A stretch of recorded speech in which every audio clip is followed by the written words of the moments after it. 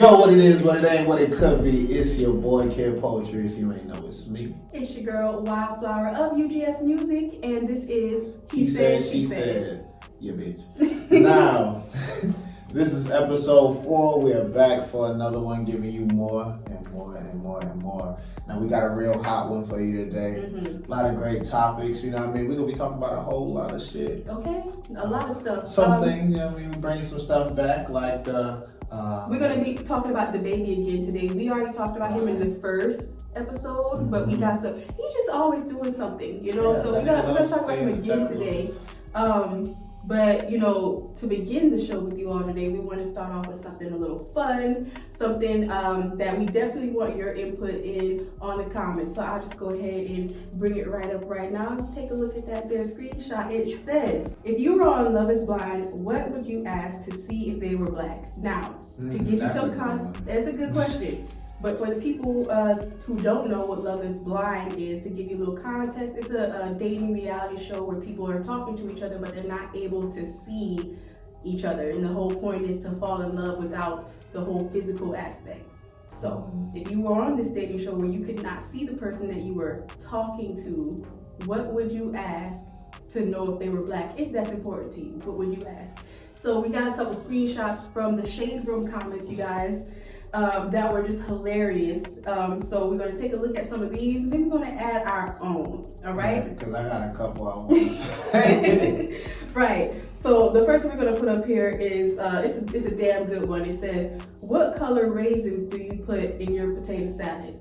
I know that's some bullshit. Now, this is such a good one because it's a trick question. And KP, my fellow black person, why is this a trick question? You better not put no damn raisins in your potato salad. Raisins don't go in the potato salad. It don't. So that's a trick question. So if you have an answer, then there's your answer. Okay. So the next screenshot. This one is pretty good. Approximately how long did Sophia have to fight? Now look, when I first saw that one, I had to put my head down. It was so funny. Yeah. If they asking you who is Sophia, there's your answer right there. Already, yeah. If you don't know who Sophia is, and if you're black and you don't know who Sophia is, they good as because honestly, which one of us has not seen The Color Purple? Like, you know what I'm saying? Like, I don't even think that I wanted to see that. Right, exactly. Even in passing by, like it was just there. You know? Walked past the TV and heard all my life I had to fight. If you didn't. And that's the answer. The answer to that question about Sophia, y'all, is all my life. Yeah. That's how long it took her. But y'all good. Y'all already know that. We talking about other people. This is a good one here. I would ask who was in Paris. We can just move right on. Yeah, she gonna get swung on. This one is good. I would modify it a little bit, but it says, do your mama like butter pecan ice cream? Because we all know with black children that your mama kept some butter pecan. And for me, especially the Briars, you know what I mean? For me, it wasn't my mom, it was a grandma thing. So I feel like I would have asked as your grandma, but you know, it works either way. In a black household, butter pecan is just one of the top tier flavors. Yeah, especially down here in the South. Man. Yeah, and you know, it's crazy because I do not like pecans. Me either. That shit skipped right past this generation. I don't like that, but they ashy too. Why I be eating ashy nuts? Like, pause. But wait, I can't get down with it. What do you mean? Pecans just taste ashy. Like taste ashy. When you bite one, it's like the consistency is kind of like a dry. Yeah, like a chalky or something. It's very dry. Yeah, it tastes ashy. I used to eat pecans when I was little because they would grow just around the tree. And you just outside all day. Exactly. So I was eating everything. We used to eat the sour weed. The honeysuckers, the freaking blackberries, mulberries. If you ain't from the South, specifically South Cat, y'all don't know. Mulberries, blackberries, oh my God. Exactly, and the difference between we was outside all day. Exactly, but we're not gonna do that, y'all. We know that some of y'all didn't have yards growing up, so we don't want to do that. Moving on. Before we add our input, this is a good one. The last screenshot we have is, who killed Martin Mama Bird? You killed Mama Bird? I know y'all remember that episode, and if you don't, good riddance. You might be too young. if you were on Love is Blind or any situation to where you did not see the person you were talking to, what questions would you ask them to know if they were black or not? How you cook your turkey on Thanksgiving? Okay. No, explain this one. I need to know that one. Black people, historically, we gonna fry our turkey. Okay. White people don't necessarily fry turkeys like that. You know what I mean? They gonna give it a nice bake. They might sprock and cock. You know what I mean? All the other shit. You know what I mean? But we definitely. I don't know if that's a good one though. Fryer. You don't consider? And that's why I asked, because I didn't know what the answer was. You know, because my family will have both. There's always a fried one and there's always a baked one. Yeah, they always make the other one, but you know, we specifically fry. So if I ask you that question, you probably gonna. I don't know, man, because go for the fry. Well, I mean, see, this is the thing about that. Because, like, when I was little, honestly, I remember so many baked turkeys. It wasn't until I got a little older to where they started frying them. So, maybe black people, let me know in the comments. Am I just off? Is fried turkey a thing for us, like he's saying? Or do you remember being black and having more baked turkeys? One thing that I would ask to see if they were black or not is I would ask, how do you wear your hair? I mean, okay. Their answer to that is going to let me know. I put that on my IG too. What style? Like, how do you wear your hair? What type is your hair? I was going to say what type. How do you wear it? Because how you answer that is going to let me know something. Okay. You know what I'm saying? Because asking what type of hair you have is a good one. You know what I'm saying? But if I wanted to ask a question and not make it obvious that I was asking for these reasons, I would ask that one. How do you wear your hair? How do you wear your hair? Just whatever they say, you know, they're going to start talking about how they wash it. Elaborate, yeah. You know, they might start talking about how they wash it. They might, if they wear braids, they're going to let you know. If they wear dreads, they're going to let you know. If they have curly hair, they're going to let you know. And by whatever their answer is, you can kind of guess. I guess. You can kind of. You might be wrong. Do you have cayenne? What kind of combs you got in your house? Do you have combs in your house? That's what we need to know right there. Right there. What kind of combs? Because if you grew up with a hot comb in your house, then it's clear. Yeah, I mean, that's funny because when you said what type of comb, I wasn't even thinking about a hot comb. I was thinking a rat tail comb. Rat tail is one. Yeah, rat tail gave it up to me too. Yeah. But I don't know. If you call it a rat tail, because they might call it some whole other shit. Maybe. White people, in the comments, do you use rat tail combs? Number one. Number two, if you use rat tail combs, is that what you call it? And if you don't call it a rat tail, what the hell do y'all call it? Let me know, because what else is it? A small comb, a small tooth comb. It's probably what it is. I've heard people say that before. Yeah, me too. All right, y'all. So the second topic we got for you today is going to be something that we're touching back on. Your boy, the baby. Now, this is a crazy nigga, man. Yeah, he's something else. I watched his Breakfast Club interview. He was doing a press run for the project that him and Young Boy dropped together called Better Than You, which I listened to. We'll get on that in a little bit, maybe. But yeah, he was doing a press run in New York, you know, doing the Breakfast Club and what is the other one there? I do not mean to disrespect. Hot 97, there's some other ones. It's just the Breakfast Club is my favorite, but there's a lot of them that are good. He was doing interviews, y'all. And so on his Breakfast Club interview, they touched on a lot of good things.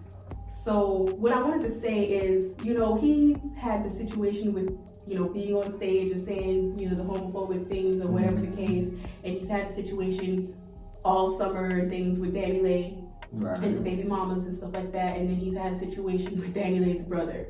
And these are just the most recent. Right. There was also a situation with a gun at a store or something like that, but he got off like he always does. Right. So shout out to the baby's lawyer. Whoever you are, you know the law. You know those loopholes. But I do think that a lot of times, like, okay, in the interview with the Breakfast Club, he said that that drama attracts him. He don't attract drama attracts him. And that sounds like, you know, not taking accountability. But if you look at it, why does he always get off? Why is he, you know what I'm saying? Because I do feel like he gets into situations that people be trying to try him, something like that. Maybe because he's short. Maybe because he's, you know, new and one. And people just need to understand, like, not to call him a snake, but when you understand, like, you have to understand when people are like baiting you into shit, because they'll say whatever. People can say whatever they want to. Right. But when you take it to the next step, understand that a nigga like the baby is waiting for you to do that. He's praying that you do that, because he's like, I did nothing wrong. All I did was say some words. Right. But as soon as you come at me, I'm gonna take your life. I would do whatever is necessary. I don't feel like. And he's not wrong. He's not wrong. But he understands the game and knows how to, I won't say antagonize the situation, but play his part in it. Yes, play his part. And make sure that I'm covered whenever something comes my way. There you go. He likes the, we ain't gonna act like he don't like the beef or I think that he likes proving himself. I think that he likes proving himself to be a tough guy. It might be a little man. And it might be little man. Listen, y'all know how I say men who are short have issues. Yeah, overcompensation, bro. And short ain't even gotta be that short. Niggas can be 5'9" and have little man syndrome. That's so funny. I guess it's true, you know what I'm saying? For real. But to the case of the baby and everything like that, I do think that he gets off a lot because he actually is not, like, when the lawyers look at what happened and stuff like that, they see loopholes that he actually didn't either break the law, or if he did, it was like that situation with self-defense, or you know what I'm saying? And also his point about how the baby knows how to play and how to do, you know, these things. Speaking of, him on the Breakfast Club. Yeah, and like the whole situation with Daniel's brother is a perfect one, because, you know, everybody knows the baby.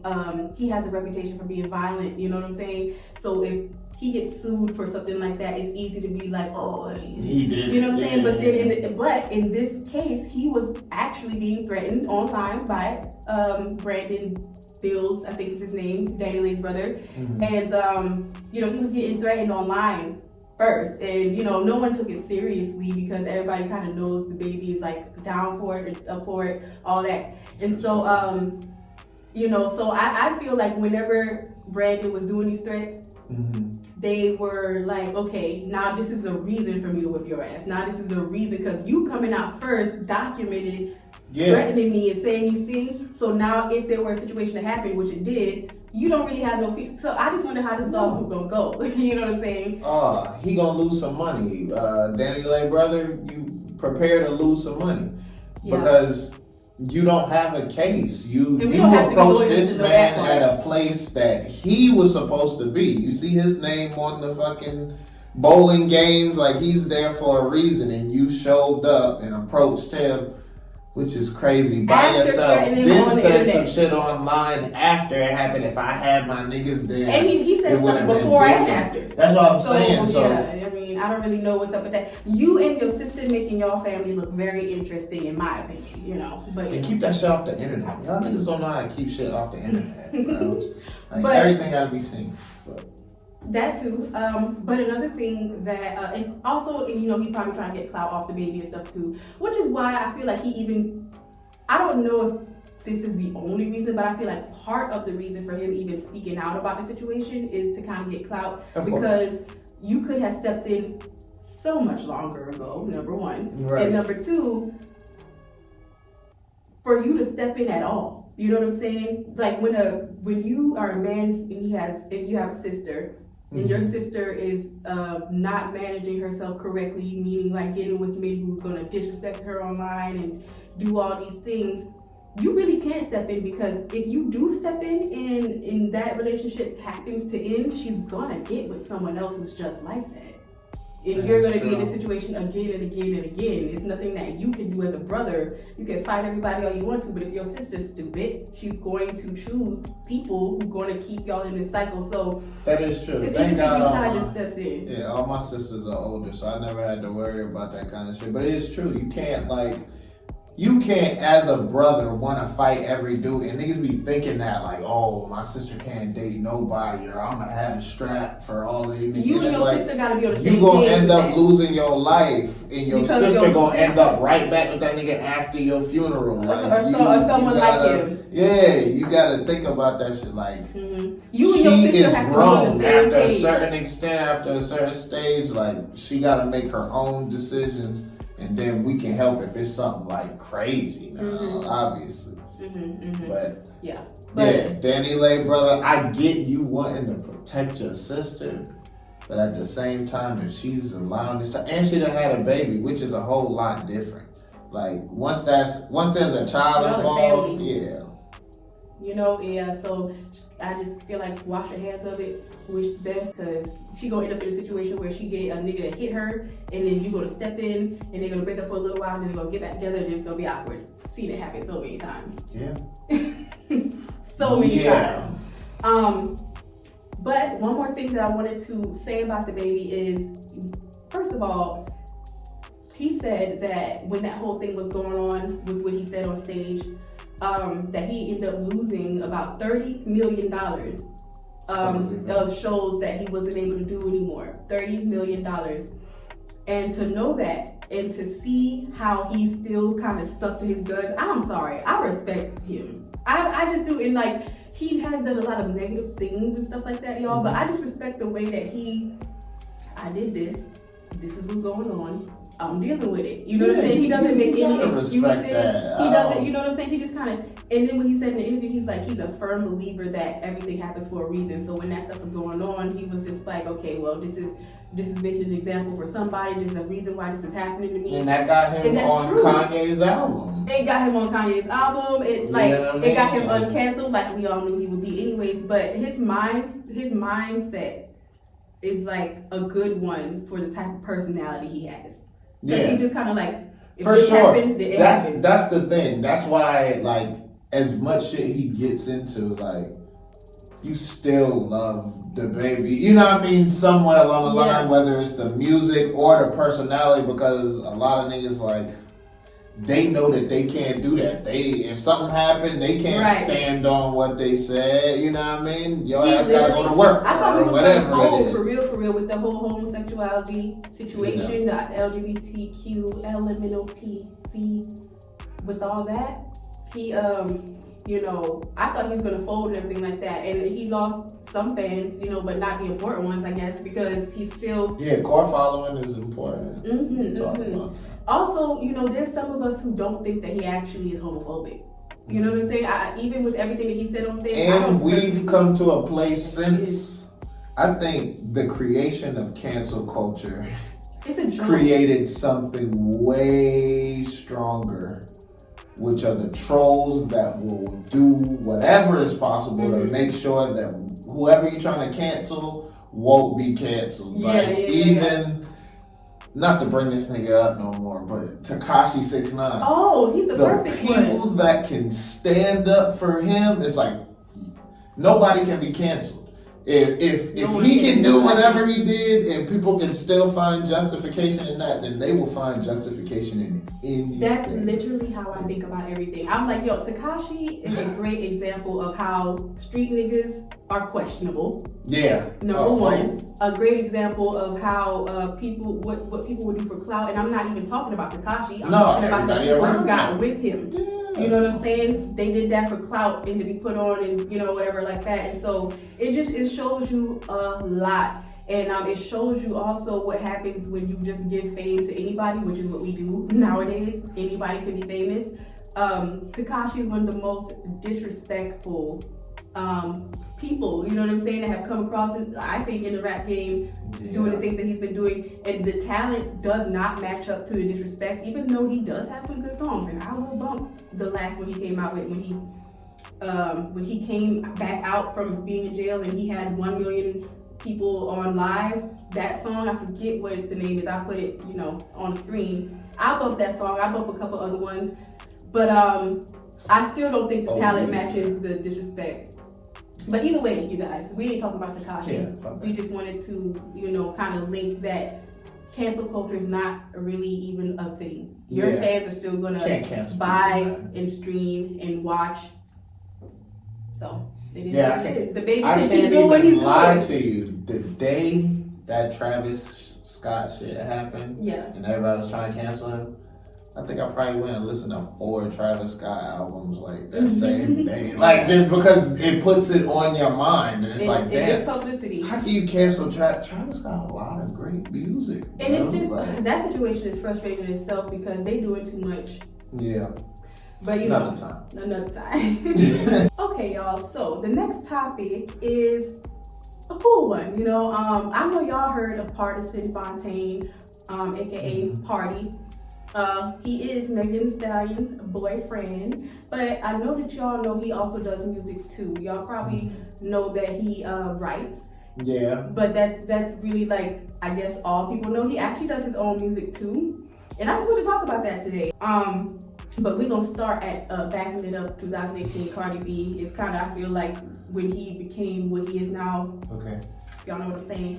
But yeah, you guys, so one thing that made me want to talk about this is he has this song, I don't know what it's called, but y'all probably heard it in videos on Instagram and stuff, and it's basically, if you a black girl or something. I mean, hopefully we can play a little bit of it, but it's a song about black girls. If you a black girl, do this and that. If you a black, it's like really encouraging and uplifting black women. Okay, if you're a Megan Thee Stallion fan, she posted a video, to that song too. It was beautiful. But yeah, you guys, that just kind of made me pay attention to him more, which he was already in my radar because he's the boyfriend of someone who I'm a big fan of. But he seems to really he comes off mature. He comes off like he, is for uplifting black women and stuff like that. And when that stands out about a person, that makes me want to be interested.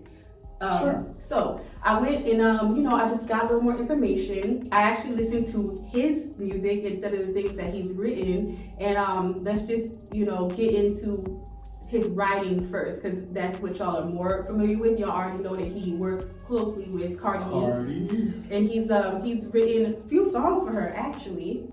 But yeah, you guys, there's a list of songs. Like I said, Backing It Up, which features Cardi B.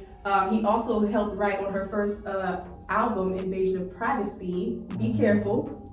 He helped write Bodak Yellow, which was the one that kind of put Cardi on the map. He helped write a song called Girls by Rita Ora, Cardi B's in there, Charlie XCX, a few others.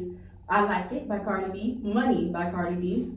South of the Border with Camila Cabello, which I don't think any black creators need to give her ass anything, but that's another topic for another show. And then, she used to, just briefly, she was in the girl group with Normani, forgot what they were called, but they were, Normani was in a girl group, and she was saying a lot of racist, unsavory, remarks about Normani and stuff like that. I put emphasis on the racist remarks, and so I just don't think that when it comes out that people are like that, bitch. Like, I don't know why black creatives have to work with them. They don't, but whatever. Good.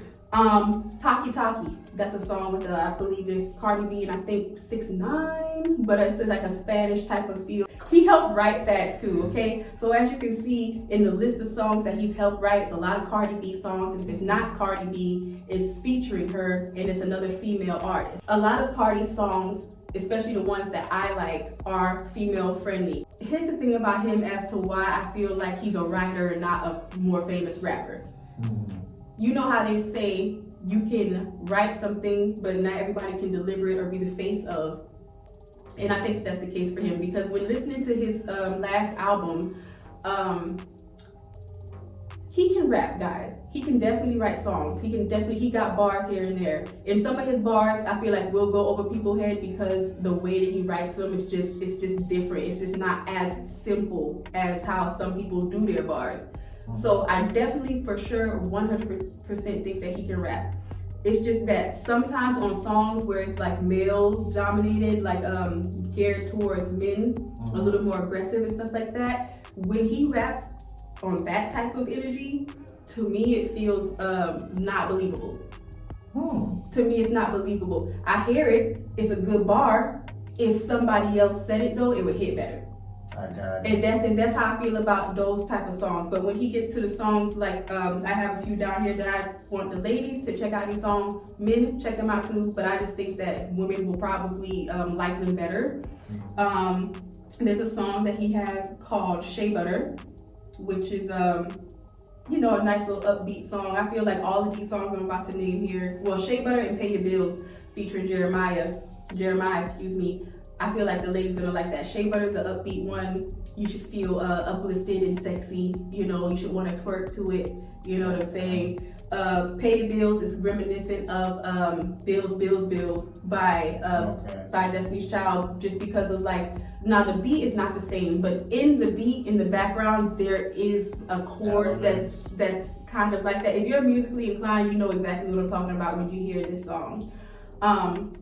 But even the way that he sings the chorus is reminiscent of Bills, Bills, Bills by Destiny's Child. And in that song, he's basically just talking about paying the bitch bills, you know what I'm saying? Like, let me take care of all that. He's talking about some stuff that men don't like to make their songs about, which is another thing that I feel like separates him from a lot of artists. Because a lot of popular rappers, even somebody like, for example, Fabulous, who does a lot of girl songs or female-friendly songs. Not all of them, but he does do a lot of female-friendly songs. We can take him seriously because when he switches it and does, more aggressive type of beats or songs and stuff like that with other men, it's believable.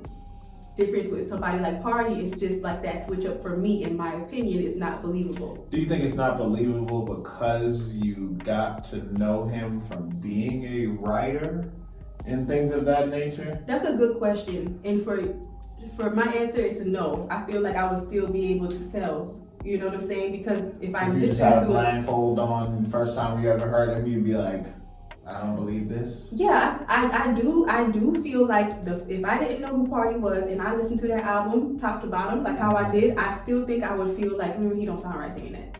Especially when I get to the more female-friendly songs and he sounds so much better on them. I would have noticed that difference then, I believe. Okay. Because this, to me, is such a difference. And that's what would have made me notice that even without being prompted that he's a writer. Yeah. So that's what I think anyways. But basically the whole point is, he's written a lot of songs, you know what I'm saying? Like a lot more. But my thing is, I'll be interested to see the list of songs that he's been a part of writing, include more men or not include Cardi B. Because even like his first album didn't have any features on it. His second album had features on it, but listen to the features. Cardi B, of course, he had features by the City Girls, female-friendly music. And he had a feature with Offset, which, is correlating. And then he had a feature that is very random with Jadakiss. He had a feature. And he's a New York nigga. He is, but it's random because the type of music that Jadakiss does and the type of music that Party does and writes for is just not, you know what I'm saying? But whatever. Jada got some real records. I'm sure, but it don't sound like a Party. It sonically does not sound like it's in the realm of the same thing. You know what I'm saying? When you think of rappers like Jadakiss, you can list about 15 more like him before you get to somebody like Party, is what I'm saying. Of course, you know what I'm saying? So I'm just saying that feature was an interesting one. The song I didn't download. I don't remember it sucking, but it just wasn't for me. I feel like he said some things in there that I was just like, he should have wrote this for somebody else. And that's not even a diss. I just think that, in my opinion, when it comes to all that tough stuff or anything like that, he should write those songs for other people. But when it comes to the more female-friendly, and even a song like Sometimes, that's on his last album, it's not necessarily a love song or a female-friendly song. It just kind of seems like him talking about his emotions, how he be feeling sometimes. It's a really good song. I'd be interested to know if y'all actually like that. So let me know if you like the song Sometimes by Party in the comments. Everybody's not meant to be in the forefront. Yeah. Sometimes you're meant to be the ghostwriter or just the writer, and that's completely fine. This whole, segment is not to diss him or anything like that. I was just being honest about some of the things I felt, but I do think that he's actually very freaking talented. I think that he's still figuring out how to make music work for him as an artist as opposed to being a writer. and keep pushing, my nigga. I'm excited and looking forward to like seeing like his growth as like a rapper, and even as a writer. I'm excited to see him collaborating with more male and you know, other types of songs. Okay, y'all, that was our second topic, Party Fontaine, aka Party. We about to switch the script to something just a little bit more serious. We just want to talk about Chris Brown just a little bit. I'll let you start. Shit, where is there to start? Chris does have a colorful background. Start there. That's a good start. You know what I mean? That's a nice place to start. Very colorful background. If you don't know, you may not never know, but you should definitely know. Chris has had, you know what I mean, his fair share of challenges throughout his career, but never would I believe that Chris would, I don't know, do something as salacious as they were saying. And if you don't know, basically there was a young lady who was saying that Chris Brown had taken advantage of her sexually. I don't. It's hard to say. I don't. Man, I couldn't. I didn't want to say the R word. When you say that about somebody, understand. Like for women out there, men, children, everybody needs to understand. When you use that word, you better be damn sure, because you are indicting somebody on something that is very severe, that can change, you know what I mean, their whole lives. Right. So it's not something to play with or take lightly, like, and today it seemed like that's what she did. And it seems like people do that when they get upset about certain things, and it's like, yeah. And you can get upset and you can get petty all you want to, but have boundaries. To say that someone took advantage of you in that type of way, and forced you to take a plan B. It's just not something that you should lie about. And then the thing about it is, when I first heard about it, being, you know, a woman and being, you know, whoever, whatever I am, I saw, and I was just like, damn, I don't want to victim blame. I'm not into that, because sometimes, a lot of times, people really are getting taken advantage of by people you wouldn't think do it. So that's number one.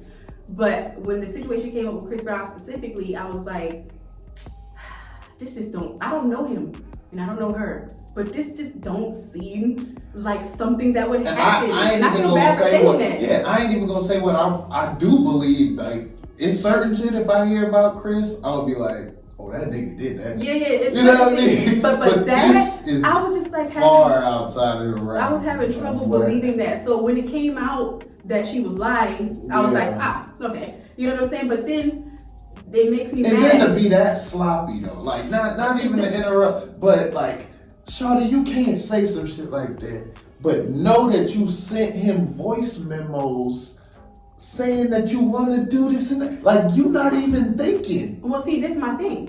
Thank you for saying that. Because my whole point is, this woman is out of her mind. And it's clear. Yeah. It's clear that she's not playing with, first of all, you own this man's body. You're out. That's number one, to let me know you're out of your mind, just the way that you handling this Negro. Number two, like you said, you know you left voice memos, bitch. You know that you texted him after you accused him. You know all of these things, but for some reason you didn't care. You had to know that during investigations and stuff like that, they were gonna bring this out. You didn't care, or you didn't think about it because you're out of your mind. He was dealing with somebody who's freaking crazy, and it's probably why he ain't calling back or really trying to fuck with her like that. People who come out and accuse people of things like this, whether it be the whole Emmett Till, that was the situation where the lady came out and said she lied, whether it be something like this, you should have to pay whatever money you was trying to sue them for, or you should do whatever sentence they was going to get, and that will help people not lie and play with people's lives like that. Because as we all know, you don't have to take advantage of someone in that way for it to ruin your life. All you have to do is be associated with it. You can't sue them for that same money. Like, I know, but there's some sort of, they should go to jail. They should go to jail for lying about being taken advantage of sexually. You should go to jail. And you should whenever you get out, you should never be able to get back on the internet. That's what they should start doing to some of y'all niggas. Finding your IP address or whatever. That's not cool. And it's not even about, for me especially, let me make this clear. It is not about protecting Chris Brown. That's not what it's about for me. It's about sure, if he didn't do it, he shouldn't have to go through, that. Whoever. But what I'm saying is the whole thing for me is not about protecting Chris Brown. There are people out there who actually get assaulted, who actually get taken advantage of. And because people like this young lady and a lot of others before come out and lie about stuff like this, when it has actually been done to someone, we question it. But my whole point is it's absolutely disgusting that this can keep happening, that people can keep accusing people of these things that people actually went through and who actually are having trouble getting justice for. You know what I'm saying? That's so disgusting. I think she needs to be put underneath the jail. Yeah. And anybody who thinks that this is the right thing to do because somebody's not talking to you or in any situation, you're trash. Your mindset is trash. And not just that. These people usually have agendas and they see who you are. So you gotta watch the people that you have around you and whatnot. Because she didn't just do this because he's Chris Brown. She believed that the people would believe her. Yeah. That's what it is. Yeah, just because you don't like how things end up don't mean that you can change the facts of what happened. Okay. Did you hear about the Ryan Coogler situation? Unfortunately. God, and if y'all know who Ryan Coogler is, he did Fruitvale Station, he did Black Panther, shooting the second Black Panther right now. Really great director. Here's a screenshot if you want to put a face. Yeah, so he's here in Atlanta. This shit just happened here in Atlanta. He goes into the bank that he has an account at with a mask on. Because, COVID. You know what I mean? It ain't like he had a bandana on or some wild shit. And he had on a mask and some shades. Because maybe you don't want anybody to know who you are when you come into the bank. And, you know what I mean? They fan out or some shit. We shouldn't have to even make dissect the reason. Yeah. But, right, exactly. And a hat. Because it's a fucking hat. So he goes into the bank and hands the woman a deposit slip with something written on it that he would like $12,000. Now, he said he also didn't want her to count it out in the open or what have you. Asked because she'd be discreet. Now, mind you, he also gave her his ID. Oh, he did? Yes. Okay, it's the bank. And a debit card. Because that's what you do when you're at the bank. That's true, but I'm thinking maybe he didn't do that because this situation happened. No, but I'm thinking now you clarify. Because the call with the police came out, stating that the woman was like, yes, he gave me his ID and whatnot. She's like, but you didn't even, she's like, so has it been verified? She's like, no, I thought it was suspicious because he wrote it down. So I went to my manager and told them that something weird, I felt like something weird was going on. They told me to call the police. And I'm like, so you didn't verify his information? You did none of the background work. All you did was go to your manager and say that it's a black man asking for money with his debit card and his I think that I think that she panicked. I think that she thought he was trying to be too discreet because she probably didn't know who he was or anything like that, Right. So she probably, but even if he didn't, come on. Some people are not going to know who that is. You know what I'm saying? Let's keep it real. He's a celebrity, but... He's a director. Yeah, exactly. Exactly. You know what I'm saying? So he could have very well not had on a mask or glasses and still walk in there and she not know who he is. So I think that she panicked because he wrote it down and it seemed just a little funny for her. Because just think about it, if all the transactions you do, and this one person comes in with the glasses and a mask on and he's just being super inconspicuous, I think that she panicked. She's still wrong. True, but I think that's why even in panic you could have stepped away for a second. And I feel like even the manager was wrong in telling her to call the police. The manager should have at least because she did what she's supposed to do. Yeah, if you felt like you were afraid or whatever, or it was suspicious, you go and speak to your manager, and your manager should be able to come out there and speak to somebody if that's the case.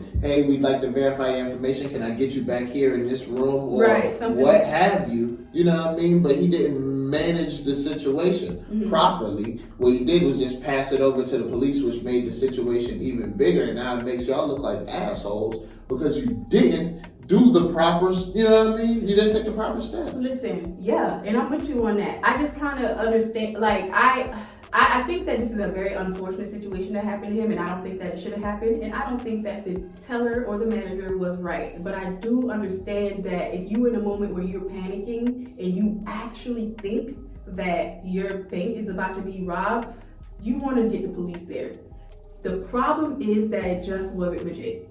Because, you know, yes, you're right. You're completely right, KP. Like, check the ID and verify. Like, yeah, who's gonna rob you with their ID and a debit card? But see, that's why I said that she panicked, because in her mind, it's already downhill. She keeps trying to rob his bank. So this card and stuff that he gave me probably ain't legit. And when I go check, he probably gonna pull out the gun. Another thing. That's the type of stuff you think when you panic. The money ain't yours. People don't understand that too. Mm-hmm. If you try to get between somebody who's trying to rob a bank, do you not understand that that person is already like desperate, beyond measure?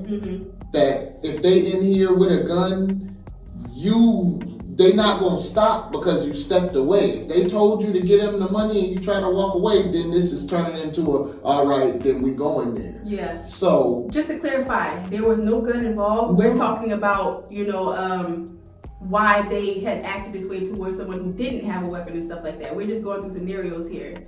And I feel like they teach them that at the bank too. Like they have protocols for sure. Yeah. Like I said, I think that she panicked, bro. She panicked and she was trying to save herself. But in this situation, it wasn't legit. In some situations, her acting like that is gonna save somebody's life. In this situation, it just unfortunately wasn't right. Because I don't want to sit here and say so much about the bank teller, because this could have been a robbery. There's no way for her to actually know. I feel you, yeah. When in panic. I understand she had a debit card and the ID. I feel like just give them the money if that's the case, then. But see, because that's what they teach you to do too. Because they have packs and all of that shit. So you just give them the money. Yeah. And then they'll handle it. They got insurance, all of that shit. Your job not gonna be lost because you're not supposed to step in front of that. Okay, now you're making a point that makes me kind of look at her sideways, because it's like, you're right. She could have just given him the money, and if it was, you know, a situation where the police will be on their way. Exactly, okay, you know, I'm just trying to make sure because I'm just trying to be realistic here, guys. That's why I was trying not to down her so much. That's what I said. I get her even stepping to the back. Yeah. You talk to your manager, but your manager is supposed to handle the situation accordingly, how it's supposed to be handled. And yeah, it just sucks that he had to go through that. Literally in this situation, the only thing that would prevent this is if he probably wasn't black, or if he probably didn't write down on the paper. Right. Because that was like probably the weird thing for her. Not that he was black pulling out that type of money, but that he was pulling out that type of money and he was trying to write something down. I can really understand why she panicked. Damn, did the nigga write it in the bank? That's something that I would like to know too. If he wrote it in the bank, that seems kind of weird too. Like that somebody's gonna rob you, but also come in and spend time to write it down. Usually it seems like they slip you the note. It's already written. Like I think that it would be better if I were to rob a bank. I wouldn't come in with the paper already. I would write it. I would be as normal as I can and write it down and be calm and write it down and be like, bitch, you see what the fuck this is? Yeah, give me that fucking money. I wouldn't come in with it already written down, because that's too planned. Right. But you know, either way, we don't rob banks, as you can tell. We don't know. We don't really know. So if you rob a bank before, let us know in the comments. Yeah, drop it in the comments. When you rob a bank. Yeah, I need break down each part. You know what I mean? And we'll have them sent to you. So back again for my favorite topic, man. This one is really fun, man. It's called What Happened. So basically every week we're going to be talking about what happened in the culture, what happened in our surroundings, what the fuck happened to you, us, everything around us. So today, what do you have for us, Wildfire? Yes.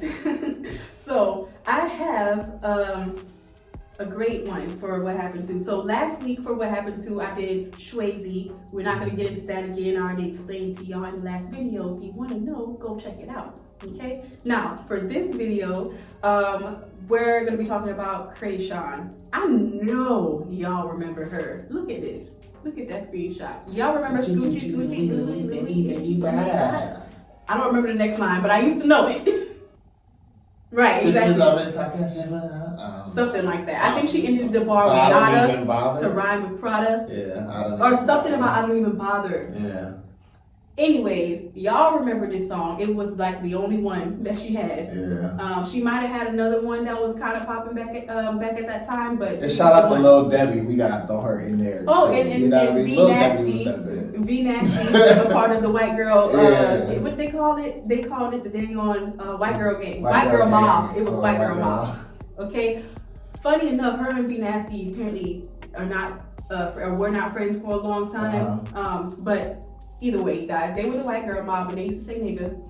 And I used to not care about that. They were, I don't know, they were kind of cool for some reason. They were cool. Like, I don't believe that she's a racist or anything like that. I think that she was a white girl who had been around a lot of black people who was from a certain area in California.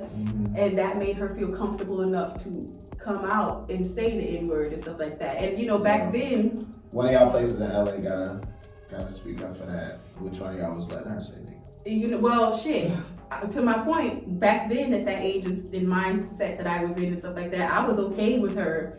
And it's just so funny the way you change, because me now, I don't think I have to explain to y'all how I feel about that now. But like, you know, it's just so funny to look back and look at the things that you've accepted, even when it comes to music. Definitely. But yeah, y'all, there was a white girl mob. They used to say niggas sometimes, and they used to be rapping and stuff. They used to have ridiculous fashion. That was another thing that was about Krayshawn, is the way that she dressed and stuff like that. Yeah, but they were cool, man. I mean, looking back and putting myself back in that space, yeah, I did like the song. Even then I was aware that she probably wasn't really that good of a rapper, but I liked that song. Yeah. So yeah, you guys, her last project, because you know it's been a long time, that dropped in 2012. It's 2022. That's 10 years ago. Her last project was 2012? No. Sorry, we got onto her in 2012. Right, I'm not saying. Her last project was like 2018, okay, or something like that. And the project is called World's Biggest Idiot, you guys. That's what the last project that she dropped a couple years ago was called, World's Biggest Idiot. Now, when I listen to it, I can understand why the fuck she named it that. Because the whole thing is bad. It's just idiotic that she would make these songs. She has a song on there called Beat My Ass. And it's the first song on the World's Biggest Idiot. And it is about what you think it's about. It's literally a song where she is talking about a girl beating her ass and how the girl constantly beats her ass and how, no bitch, we can't be friends, you just beat my ass. Y'all, that's what the song is about. But it is funny. It is funny. But then like when I thought the song couldn't get any more ridiculous, they speed it up at the end and make it kind of dubsteppy or whatever you want to call that type of music. And they speed it up at the end, and you know, at this point, I'm like regretting even making her my What Happened To, because now I gotta listen to more of these songs. This is the first song, okay? Now the second song, I looked at the title on the paper, and now I regret I don't want to say it. The second song is called Bone Zone. Now let me tell you. When the song came on, she's doing this she's saying bone zone, like that, a reminiscent of Bone Thugs and Harmony, and I hadn't felt so offended. Oh, really? Time. That's what it was? Oh, I thought that was a siren, the way you said it just now. I didn't know. That's how she started off, like, you know, exactly. She started off Bone Zone like that, like that. And so the song Bone Zone, I don't really remember what it was about. I think I was too distracted with my thoughts, you know, with how she started. Yeah, it sounds really weird. And then the third song, you guys. First of all, thankfully there are only 8 songs on this project, and some of them double up because there's the original song and the remix. So this next song called Glizzy McGuire. A glizzy is a hot dog, and it's what, like DC people say that, you know. So when I saw the title Glizzy McGuire, I didn't know what to think, and it being the third song on this project after I already heard Beat My Ass and Bones On, I definitely didn't know what to think. And there is nothing to think. The song is literally fun title. The song is literally about wanting a glizzy. If you don't believe me, go listen. Man, okay, can I say something real quick? Of course. As terrible as I'm sure these songs are, hip hop doesn't have enough of this kind of like creativity and freedom anymore, man. Like people like this, like come from the era of like Humpty and shit, you know what I mean, having fun with rap. It's funny that you said as that. Well. People don't really have fun with rap like that unless they talking about killing niggas and they putting it over making my way downtown or some shit. That's what niggas see as funny nowadays. Done, if y'all haven't seen that, but yeah. Well, you have a point, and also, you know, you said creative, which that's how she got her stage name. That's why it's spelled exactly. That's why it's spelled K-R-E-A Sean instead of just K-R-E or E-E, because she said that she something about her being creative. And she wanted to add that into her name. She said that a long time ago, y'all. Like back when she was popular, when people like in care. 2012. Yeah, exactly, exactly. But yeah, man, the song is about wanting a glizzy, and that's really all I have to say about that. Now, there's one song on here that I do think has potential, based off the reasons you just said, which is having fun with rappers like that. It's called the Mom Song, okay? And it's about being a mom. It's about she's literally saying, oh, I want to watch Gossip Girl, I want to do this. They want to watch Paw Patrol all day, and like she's literally mom complaints. And so, if you are a mom, go ahead and listen to the Mom Song. I do think that as ridiculous as it is, you can relate to this song. I really think so, because even not being a mom and hearing some of the things she's saying in the song, I just find it comical. Okay, you know somebody I would compare her to, but I think is a lot better, but still has fun with their lyrics and with their music and shit like that. I would say KARI FAUX. You know KARI FAUX? Okay, KARI FAUX. And yeah, she is a lot better. Yeah, Kari's like... Kari's a lot better, but she's got that quirky type of awkward black girlness to her and that adds to her and why we love her. Exactly, those first couple songs. But she got bars. KARI got bars though. Oh, yeah. KARI makes better music than this. Shout out to fucking KARI. I got it. KARI FAUX, check it out, you guys. Check her out. She's you know, she's here and she's been here for some years. Check her out. Yeah, man. So another thing that I wanted to say about Krayshawn before we get on to your what happened, you guys. So the Mom Song had me question. Okay, well, she done had a baby. Okay, who got her pregnant? And the answer is this guy right here. Okay, that's DJ Two Stacks. Yes, he worked with Gucci Mane a lot. Okay. And that's who got Krayshawn pregnant. I'm done. So mine for today. Great topic, guys. Thank you. Yeah, you had a good one. Thank you.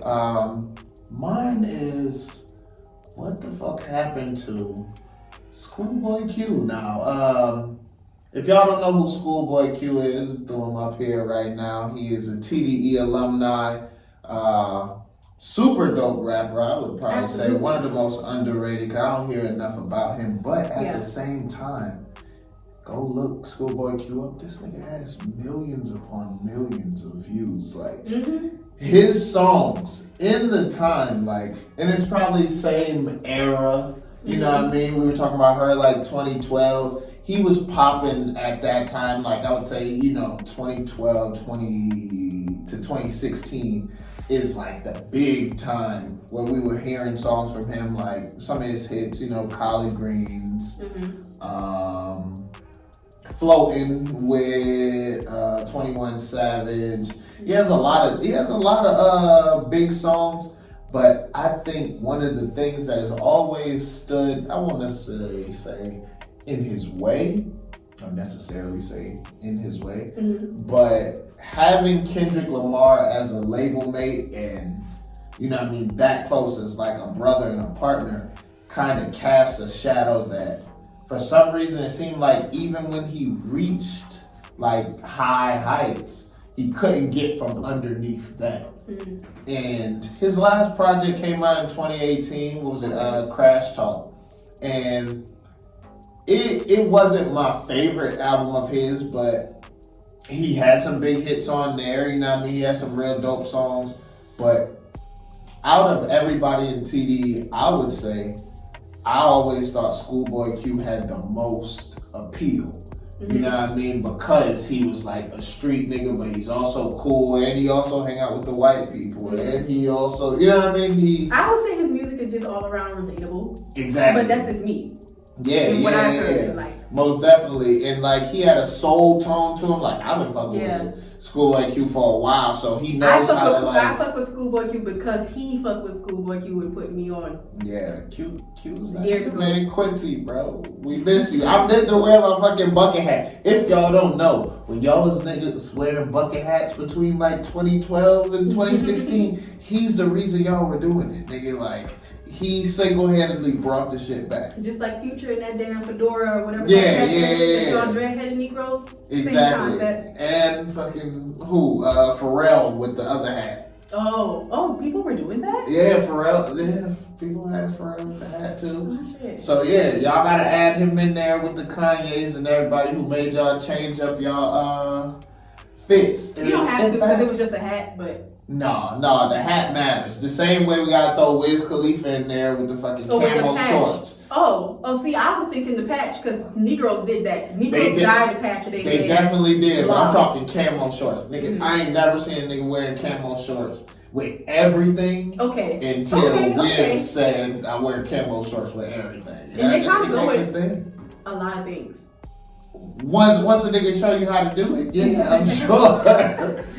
But long story short, man, Schoolboy Q, great artist, and believe it or not, great discography. Like almost every single one of his projects is like extreme replay value. Like I mean, I have to agree. When you used to be playing it, you know, yeah. Blank Face LP, that's my shit. I enjoyed it. And yeah, like we said, he's relatable, he's charismatic. I mean, I've seen him lately, so I can't say what the fuck happened to him. I'm only saying that nigga because I want you to drop more music, obviously. You know what I mean? I would like to see a full-length project from him. Like, I know we waiting on Kendrick. Kendrick is already on to his own thing. You know what I mean? Let's get the other artists that we want to hear from. I want to hear from Ab-Soul. I want to hear from J-Rock. I want to hear from him too. So, yeah, Schoolboy Q, we need you. I see you doing your thing. Shout out to your daughter Joy. You know what I mean? You always putting her out there on your Instagrams and shit.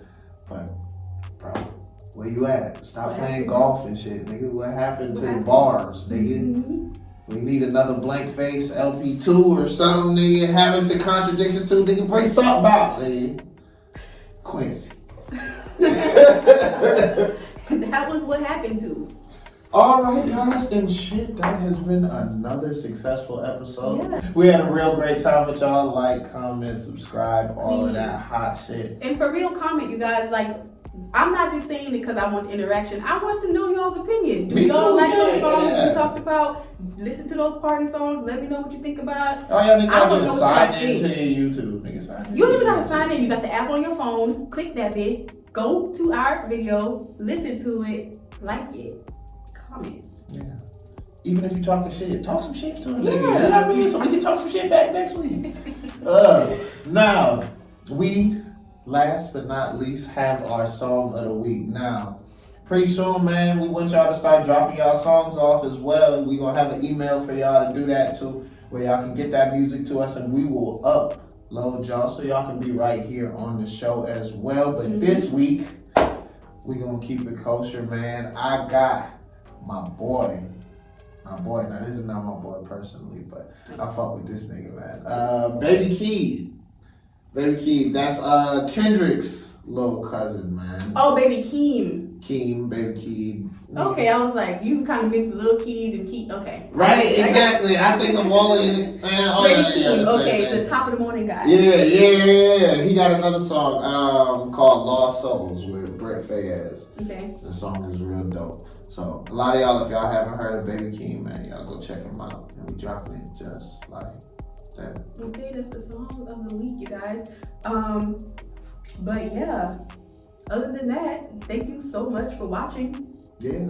Thank you so much for making it to this point of the video, for supporting us. We're going to get better and better, and you being here now, you're going to get to see the growth, okay? Yeah. You're going to be one of those day one fans, so stick with us.